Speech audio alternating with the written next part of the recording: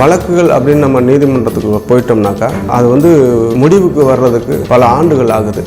இந்த காணொலியில் நம்ம பார்க்க போகிற விஷயம் என்ன அப்படின்னாக்கா, சட்டத்துக்கு உட்பட்ட தகராறுகளை தீர்த்து கொள்வதற்கான ஒரு வழிமுறை. அதில் சமரசர்னு ஒருத்தர் இருப்பார், நடுநிலைமையான ஒருத்தராக இருப்பார். அவருக்கு முன்னாடி நீங்கள் வழக்கில் இருக்கக்கூடிய 2 தரப்பினரும் நீங்கள் கலந்து பேசிக்கலாம். இன்றைக்கி உட்காந்து முடிவு எடுத்து ஒத்துட்டு போயிட்டோம்னாக்கா இன்றைக்கி அந்த வழக்கு முடிஞ்சு போச்சு. நம்ம திருப்பி நீதிமன்றங்களுக்கு அலைய வேண்டிய அவசியம் இல்லை. இந்த சமரச தீர்வு மையத்தின் மூலமாக ஒரு தீர்வை எட்டுவதற்கு முன் பலமுறை யோசிக்கலாம். ஒத்துக்கிட்டு தீர்ப்பு ஏற்றுக்கிட்டாச்சுனாக்கா பல வழக்குகளை நிறைய நம்ம நீதிமன்றம் கட்டணும், அதெல்லாம் கட்டி நம்ம வழக்கு நடத்தணும். இப்போ நம்ம சமரச தீர்வு மையத்தின் மூலமாக அணுகி நம்ம சமரசம் செய்து கொள்கின்ற பொழுது. தினபூமி நேயர்களுக்கு வணக்கம். நான் வழக்கறிஞர் மு.க. வையவன், பாண்டியர் லா அசோசியேட்ஸ். இந்த காணொலியில் நம்ம பார்க்க போகிற விஷயம் என்ன அப்படின்னாக்கா, ஆல்டர்னேட்டிவ் டிஸ்பியூட் ரெசல்யூஷன் சொல்லக்கூடிய மாற்றுமுறை தீர்வழி அப்படிங்கிற விஷயத்தை தான் நம்ம இதில் பார்க்குறோம். இது சட்டத்திற்கு உட்பட்ட ஒரு தகராறுகளை தீர்த்து கொள்வதற்கான ஒரு வழிமுறை. இது ஏன் இப்போ புதுசாக சமீப காலமாக அதிகமாக நடத்தப்பட்டு வருது, மக்கள்கிட்ட விழிப்புணர்வு ஏற்படுத்தப்பட்டு வருதுனாக்கா, வழக்குகள் அப்படின்னு நம்ம நீதிமன்றத்துக்கு போயிட்டோம்னாக்கா அது முடிவுக்கு வர்றதுக்கு பல ஆண்டுகள் ஆகுது. அது மட்டுமல்ல, மேல்முறையீடு என்று 2-3 அடுக்குகள் இருக்கின்றதுனால நாம் நினைக்கிறபடி நினைத்த காலத்துக்கு உள்ள வழக்குகளுக்கு ஒரு தீர்வை ஏற்படுவதில் சிரமங்கள் ஏற்படுது. இதனால் நீதிமன்றங்களில் அதிகப்படியான வழக்குகள் தேங்கி தீர்வை எட்ட முடியாத ஒரு சூழ்நிலை இருந்து வருகிறது. பொதுவாக நம்ம வழக்கத்தில் சொல்லுவோம், தாமதிக்கப்படும் நீதி மறுக்கப்படும் நீதிக்கு சமம்னு சொல்லுவோம். அதனால் இன்றைய சமரசம் நாளைய சந்தோஷம் அப்படிங்கிற ஒரு அடிப்படையில் இந்த சமரச மையத்தை ஒவ்வொரு மாவட்ட நீதிமன்ற அளவிலும் உயர்நீதிமன்ற அளவிலும் இது நிறைய இப்போ உருவாக்கப்பட்டிருக்கு. இந்த சமரச தீர்வு மையங்கள் மூலமாக நிலுவையில் இருக்கக்கூடிய குற்ற வழக்குகள் அல்லாத பிற வழக்குகள், வணிக வழக்குகள், குடும்ப நல வழக்குகள், சொத்து வழக்குகள், ஜீவனாம்ச வழக்குகள், பாகப்பிரிவினை வழக்குகள், பண வழக்குகள், இப்படி குற்றவியல் வழக்குகள் அல்லாத மற்ற அனைத்து வழக்குகளையும் சமரசம் செய்து கொள்வதற்கு ஒரு வழிமுறையாக இந்த சமரச தீர்வு மையம் உருவாக்கப்பட்டு செயல்பட்டு வருகிறது.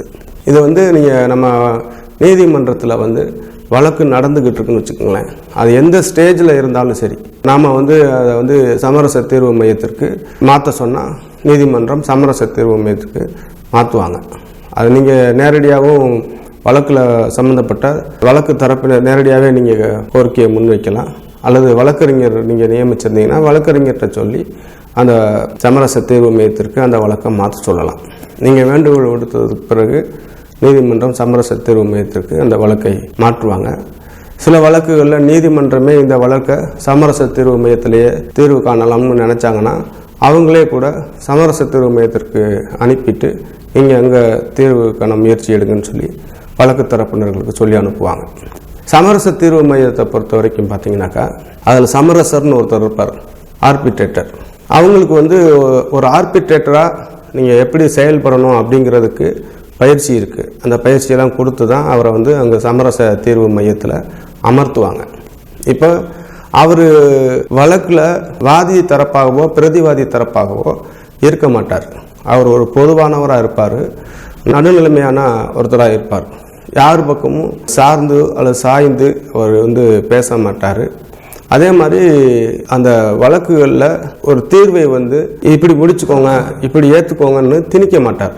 எந்த தரப்பினர் மத்தியிலையும் தீர்க்க மாட்டார். அவர் ஒரு நடு நிலைமையாளர். அவருக்கு முன்னாடி நீங்கள் வழக்கில் இருக்கக்கூடிய 2 தரப்பினரும் நீங்கள் கலந்து பேசிக்கலாம். நீங்கள் பேசக்கூடிய எந்த விஷயமும் டாக்குமெண்ட் பண்ணப்பட்டு நீதிமன்றத்துக்கு கொடுக்கப்பட மாட்டார். அது ரகசியமாக தான் வச்சுருப்பாங்க.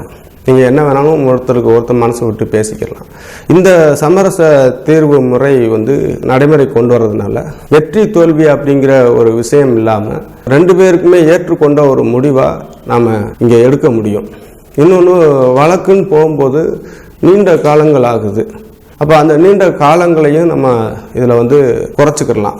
நம்ம இன்றைக்கி உட்காந்து முடிவு எடுத்து ஒத்துட்டு போயிட்டோம்னாக்கா இன்றைக்கி அந்த வழக்கு முடிஞ்சு போச்சு. நம்ம திருப்பி நீதிமன்றங்களுக்கு அலைய வேண்டிய அவசியம் இல்லை. அதே மாதிரி இப்போ பல வழக்குகளில் பண வழக்குகளாக இருக்கட்டும், சொத்து வழக்குகளாக இருக்கட்டும், நிறையா நம்ம கோர்ட்டு நீதிமன்றம் கட்டணும்.